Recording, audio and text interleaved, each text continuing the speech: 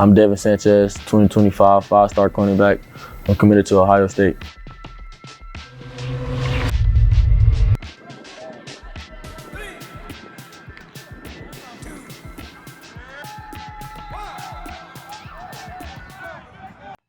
This is North Shore Senior High School in Galena Park, Texas.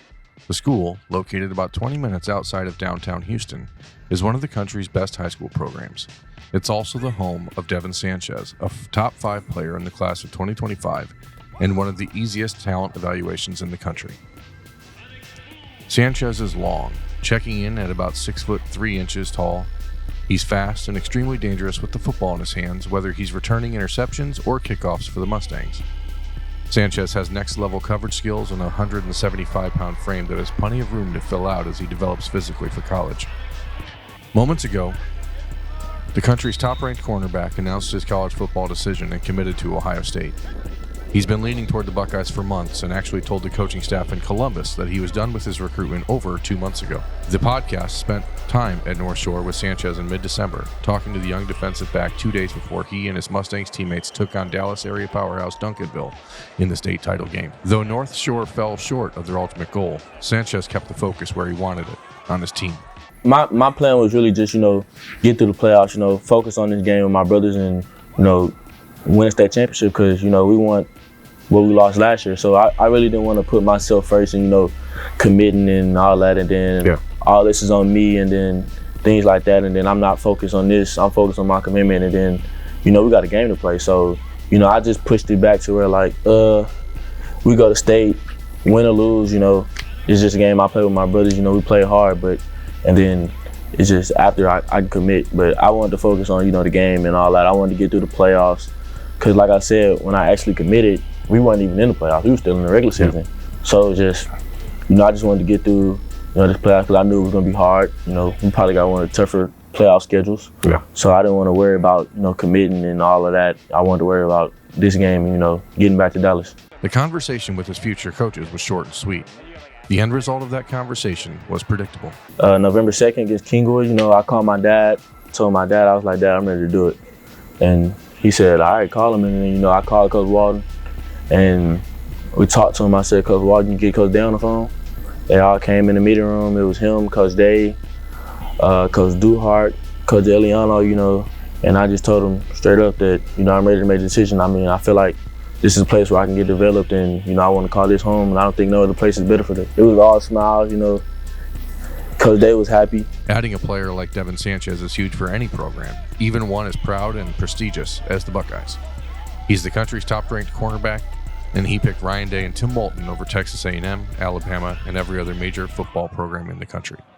Sanchez and players like him make an impact not just on fans, but other recruits as well.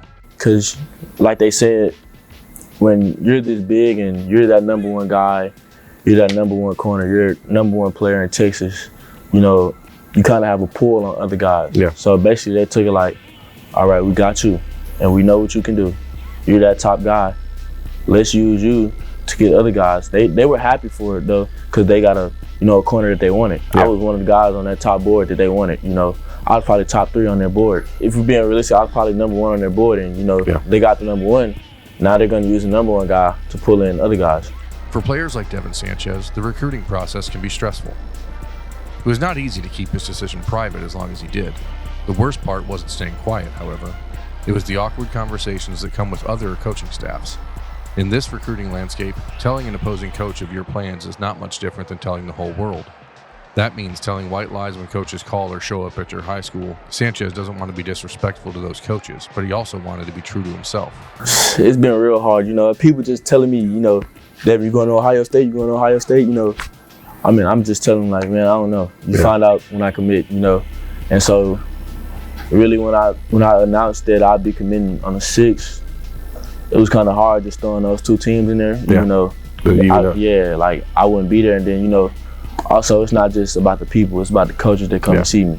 So I mean, I don't want to, just straight up, Coach, I can't talk to you, Coach. I'm not coming here.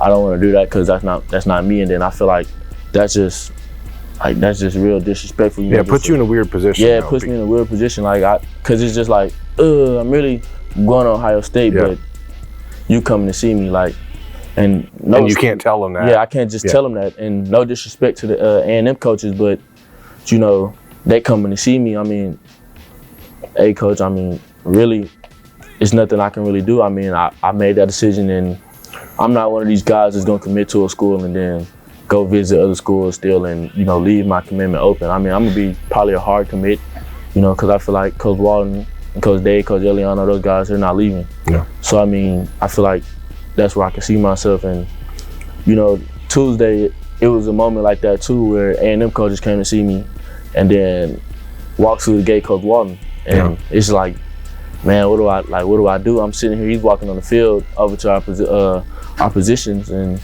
it's just like they're standing right there, but Coach Walton coming over to talk to me, and it's just like, what do I do? But I mean, there's really nothing else I can do. Recruiting today is different. Media, even media like yours truly, and the attention that comes with it can warp even the most resolute and humble minds. These are teenagers, of course, being told daily how great they are and how great they'll be. It's a challenge to stay level-headed in a time that seems to celebrate the opposite. Nick Flores, the defensive backs coach at North Shore, says that's not been an issue to this point for his star corner.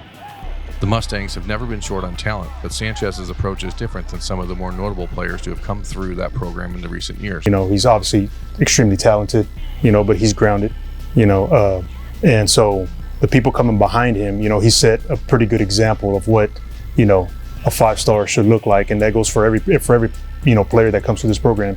That's how you're supposed to handle yourself, you know, and that's how you compete, and that's how you treat people, and, you know, and that's how you're a good teammate. You know, he's showing them that whenever, you know, he finishes out his career through here, you know, when he comes through here. Sanchez sought the pressure and expectations that come with playing at North Shore. Flores knew he was different before he even enrolled at the school, and he's done nothing but live up to the hype. Fits all the measurables, you know, he's 6'2", you know, big kid, can run. Obviously those things stick out whenever you see a kid. You know, we have a program where, you know, our feeder system, we have 2 middle schools that feed into the school. But we watch them as freshmen. We see them as they develop through the program, and we can tell who's, you know, he sticks out. You know, once he starts running and doing the things that he needs to do on the football field, you can tell real quick, you know, that he's going to be special. You know, he came in and he's developed in this program. You know, so he's seen, and you know, there's a hierarchy. You know, as you age, as you get older, he's taken that role and he's ran with it. You know, he's leads by example a lot. You know, on the field especially, he'll push them. He leads our DB group. You know, so he's the guy that with the most experience coming back from last year's group, and he's taken on that challenge, and he's accepted it, and he's done well in that role. You know, pushing the guys and kind of showing them what it should look like. You know, in our program and what the expectations are moving forward. For Devin, he says the attention and recognition he's received is still somewhat unexpected. It's been a crazy 2 years from unknown defensive back to nation's best defensive back. I mean, really it all happened, you know, my freshman year in spring. I mean, it kind of just came to me. You know, I got my first offer, you know, late my freshman year. And then I kind of came up here, and then I started practicing with varsity and all that. And then, I mean, in the spring, I just, you know, they put me in the fire with all these seniors and all that stuff. So, you know, I really had to step up and things like that. And then it kind of led over into my sophomore year, to the beginning of my sophomore year, where I went from like 3 offers I ended the year, my freshman year with like 12. And then like, that's when I really was like, I mean, I could be a guy here. And then, you know, all the talk coming into my sophomore year, you know, me being top corner and, you know, next back corner at North Shore. So, I mean, it kind of all just played into one part. And then, you know, late spring, my freshman year, you know, schools just started coming in. I started just getting offers. At one point I got like 6 offers in 1 week. So, I mean, that just opened my eyes to where, I mean, I could be a top recruit in this nation and then also a top corner in the nation. And then I had a fantastic sophomore year. And I mean, that's what kind of opened it up. And then that's when you can say whatever you want. Yeah, but big schools like, you know, Ohio and Alabama, Georgia, schools like that, Texas A&M, LSU start coming in. And then I realized, like, I'm not just doing this just to, you know, be a regular high school kid that want to play football. You know, I could actually have a future in this. It's rare that a young person with this much attention on him stays so low-key in his approach. Flores says that's come from his parents, Dan and Dee Sanchez. Devin agrees with that, but also understands that he's been given a gift that he doesn't want to let go to waste. Denver Harris, a former teammate at North Shore, was the #1 ranked cornerback in the country in the class of 2022. Harris has struggled with off-field issues since making the transition into college and has been in the transfer portal twice in 3 years. It's a cautionary tale for Sanchez and players like him all around the country. Devin, he has a strong family, and the core values of the family line up with the core values of our program, and so, for him, he's very coachable. He has the support that he needs from his family. They push him, and his work ethic it comes out. His work ethic. He loves to compete. He comes to work every day. He gets better at his craft, and he's a sponge. He's willing to learn everything that he can. Not to mention that he's a smart kid. So all that stuff comes into play and makes him the player that he is now. I did look at it like, I can't be like that because, I'm not, like Denver, he was a 5-star kid, top corner in the nation. Yeah. Went to A&M, it didn't work out. But I don't want to be that kid, So, coming in, I think my sophomore year, when I first got here, they was like, biggest thing was everybody knew that I was going to be a top corner in the nation, 5-star corner. So everybody knew that. So their biggest thing was here, don't let me be like that. Don't start disrespecting the coaches. Don't start talking to anybody in type of way, doing what I want to do, things like that. So, I did, I'm glad I got to see it my freshman year on what those guys were doing and then how they went to college and how they acted. But, now I don't really see myself like that. I don't carry myself like that. I don't disrespect people. I don't disrespect adults, especially, my parents raised me well. Mom and Dad are proud of how he's handled himself so far. Maybe a little tough love at home has helped. To be perfectly honest, I think over time, he's handled what's been going on around him. Just with the school and just with his personal business. I think he's handled it pretty well. We've kind of always had the mindset that we're gonna I like to say I keep my foot on his neck. He'll probably tell you well, I've heard him say it before. He says I'm probably his biggest hater. So I am a critic of what he's doing. So I think that's one of the bigger things that kind of helps keep him more grounded in what he is doing. I think he's handled things pretty well. I think he's, for the most part, pretty level-headed kid. We don't really have to talk to him about those things. Quote unquote, just being a bad person. We don't really have that problem with it. Yeah, because I remember him telling me, he said, it was just like, people talking on the internet, talking on social media. And I asked him, I said, how do you deal with this? And he told me, he said, at the time he was probably 15, maybe 16. He said to me, Mom, I knew if I became who I wanted to be, that I knew what was going to come with it. And that to me just solidified that I needed to take a step back. Don't worry about what everyone is saying, on social media, because if my 16-year-old can tell me this and be matter of fact about it, I knew it was going to be okay. Like he said, he's really big. He's very level-headed, and he knows that we're not your friends. We're here. We're going to support you. We're here for you as long as you need us. So we're going to be hard on you. We're not going to be friends with you. We're going to tell you the things that need to be told to you. We're not going to tell you what you want to hear. We don't beat around the bush about anything. So he knows that if he comes to us and he has this conversation with us, he's going to get our honest, feedback. So that sort of balanced approach is one of the reasons why Tim Walton stood out to Dee Sanchez. Her son's future is in Walton's hands, and she trusts him completely. Every coach that we've sat down with or had a conversation with over the phone, we've made it clear where we stand. We've made it clear with what we want for Devin, where we want Devin to be once he's 3 to 4 years, in your care, because we're handing our son to you, and what we've started, we want you guys to continue. And if you're not building that relationship with him, getting to know why we love him and why we've pushed him the way we've pushed him, then it's not going to work. And ultimately, I've told everyone it's going to be about that relationship you build with him. And if you're not doing that, you're going to fail. And we are very close-knit family.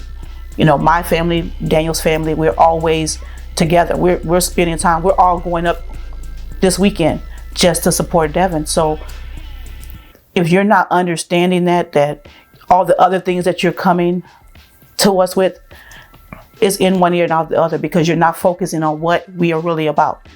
I want him to be developed, and every kid that plays this game, they want the next level after college. And anyone that says they don't, they're not being honest. So if you can't help get him there, then it's not a right fit for him. So we're talking about the relationship in the room, not just with the coaches, with the kids as well. So I want him around good kids, and that's something else we always focus on. You're telling me you're going here, who are you going with? We want to know who you're with. So those are the things that when I talk to Coach Walton, he focuses on it. He understands, hey, I'm a dad too, so I understand. So that's important. And I think that people they're missing that key element. And I think that's why a lot of these kids are in the portal and they're not understanding that, yeah, they're giving you everything that you wanted, but that one thing, you don't have that connection with their coach. Dan Sanchez was a defensive back when he was younger. His conversations with Tim Walton left no doubt that on-field development in Columbus was going to be as thorough as the off-field relationship has been. On the ball side, talk with Coach Day. I think Coach Day is he's one of the best offensive minds that are out there right now. Coach Walton, being a former defensive back myself, we're talking the same language, and that's a huge thing for me. Just being able to have a conversation with him and know what he's looking for, and be able to say a couple words, and we both understand what it is that we're talking about. I really personally like, knowing where Coach Knowles is, took the defense in just a year. Just a lot of small things, being the number one pass defense in the country right now, the pass completion percentage, I'm looking at all that kind of stuff, just seeing, hey, this thing's right about 50%, hey, that means that these guys are staying close to routes, so just all the little small stuff, on the ball side that I personally like, I think is a great fit for Devin, and then they're also going to kind of push him into some things that are a little bit different than what he's been doing in the past couple of years at his high school. So I think development is a big thing for us. We know we got a guy that we can trust on the ball side, and we can see the future involvement that he can possibly take as a player. College football has changed over the last few years, and everyone knows it. Name, image, and likeness concerns have bled into recruiting, and in many cases become the difference in a big-time recruit's decision. To this point, the Sanchez family isn't worried about that. This NIL stuff is all new. We've been working since we were 3 years old to be a football player, not some marketer or advertiser. So I mean, it's great. Like I say, it's opportunities for young men to, do something with themselves. But again, our main concern is being the best football player that we can be. NIL isn't as important as the NFL. And though they're cognizant these other conversations will eventually become a thing, it's important to the family that it never becomes the main thing. To be perfectly honest, we shut it down. Yeah, it's not really anything we're really concerned about right now. Mm-hmm. We do know that it's something that we could take advantage of, for our son's future, and in that case, that is. When we're looking at that is the way we're looking at this, that this is something that's for the future. It's not for the right now. And I think that's where a lot of people are falling into a trap with NIL right now. Funny, I would say right now, the N and the L in this house right now, it doesn't have an I in between it. We're concerned with the F in between it. And that's really what we're looking forward to right now. It's not so much NIL. We're worried about how can Ohio State get us to the NFL. It's never easy to see a child make a life-changing decision. For Dee Sanchez, she's seen it happen before. Devin's older brother, Dylan, played college football, and so this time around it's not new and it's a little easier to deal with for Dee. Not easy exactly, but easier. The one thing I did when I checked myself was I had to say to myself, literally, and I was like, self, you got everything you asked for this kid. So everything that you wanted, why are you bawling? I was crying for months. Could be, I say weeks, he said it was months, but I was missing my kid. But I also knew that he was there becoming a better man, becoming a better person. That's why she's grown okay with the idea of Devin not just going to college, but going to college more than 1,000 miles from Houston. We decided as a family, and I know it's the right choice. I know it's the right fit, and it's going to be very conducive to the person that we want Devin to become. And it's not going to be based on anything but everything that we started from, relationships and development. Ohio State isn't an easy place to play football. That's never been more evident than in recent months as the program has dealt with disappointing losses and a restless fan base. The Sanchez family has made themselves comfortable with Buckeyes fans, however, and that's taught them more than a few things about the pressure that comes with Devin's decision. Seeing some of the podcasts and things like that, one thing we have learned that, you know, man, there is no bigger fan base across college football than Ohio State. Man, I mean, they support, they ride hard. They really do. So I mean, you know, that is something that I think we've both learned, you know, in this time that, you know, we've you know, been going through this recruitment. It's a lot of support. Yeah, a lot of support. I mean, more on the positive side. Yeah. I mean, and you know, just through social media, you know, with Devin, he's gotten a lot of support through just in the short time that he's been involved in this. To be online and actually see the fans and how they support Ohio State, you know, through and through is interesting. But then I also look at the comments, we would you know, why would they come up here? All that oil money. You know, I hear that a lot. Why would they leave Texas? And the one thing I said, I believe it may have been on Buckeyes, one of those, I told him, I said, the one thing that we're not going to do is stop him from pursuing life outside of Houston or Texas, period. If we're going to support him no matter where he goes. We're here to catch the red flags that he may not be paying attention to. But the one thing that we do as a family is that when we do leave any situation, what you guys think we didn't notice or didn't hear, we heard, and we're just like, did you catch that? So those are the things that we pay attention to. Is that really a big deal? No, not really. So those are the things that we communicate so that we're all on the same page and no one's, you know, surprised at anything that you hear in the media or that you say Devin said or one of us may have said because he heard it from us.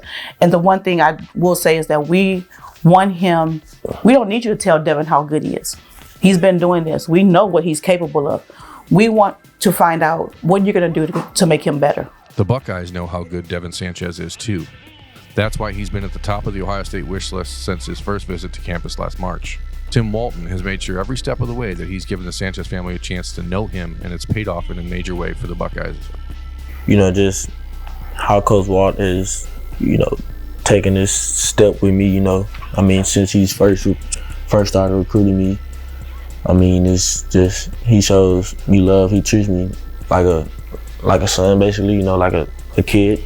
So, I mean, he shows me love and things like that, and he talks to me different. I mean, especially he talks to me about, you know, being a man and things like that, and you know how to make things, you know, work it, especially at high school. You know, I mean, not high school, college. You know, you're gonna be alone, and I mean, I'm from Texas, and I'm going all the way up there. So I mean, my parents gonna be real far.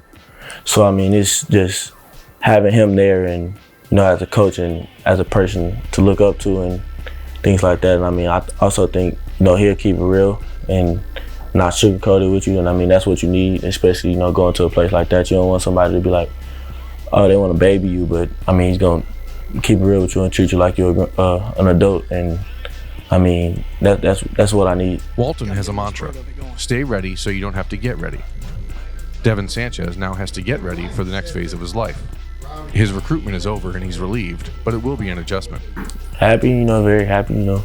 I don't really got to worry about, you know, so many coaches, you know, coming in, you know, talking to me, even when they really just wasting their time. But I mean, I'm very happy for it. I mean, I could just move on now and, you know, focus on Ohio and then, you know, focus on building that relationship with Coach Walton. He has to start preparing himself for life in a new city and a new level of competition. I didn't even know nothing about Ohio. Yeah. So, I mean, as a kid, you know, especially growing up down here, you think about the schools down here, you know, Alabama, Texas A&M. You don't think about schools up that way. So, I mean, it's going to be an adjustment. You know, I got to get used to it. So, but I mean, I don't think nothing else is going to be different. Being uncomfortable isn't new and won't be new for her son, according to Devin Sanchez. It reminds her of his decision to attend North Shore in the first place. I remember when he first went to that school, he was the outsider. You know, he was the new kid on the block.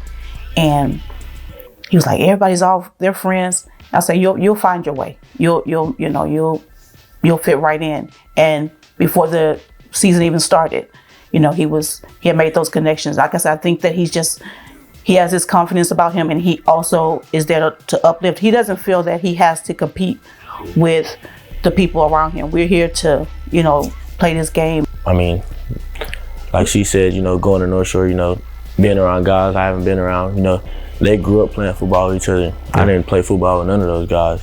So it's just, you know, it takes time, you know, adapting, but I mean, I'm going to do what I want to do, and, you know, basically college is like a job. So, I mean, I'm trying to get to the next level. His recruitment is finished, but his job isn't. Now, Devin Sanchez and his family are tasked with the next responsibility: recruit for the team that's been recruiting them for the last 18 months. They want guys like me, so I mean, I think it's very important that, you know, I go out and search for those guys like me, because I don't want to just be that top guy that just comes into the class and then I have no help behind me. So, I mean, I want to come in with guys that, you know, love the game like I do and want to play the game like I do, and, you know, want to beat the team up north and, you know, play for a national championship. So I think it's best that, you know, I go find guys like that. And I mean, I want the guys to come with me, and I, you know, like I tell them all the time, you know, let's, I guess, turn the 25 class up. You know, let's have probably one of the top recruiting classes when it comes to our class.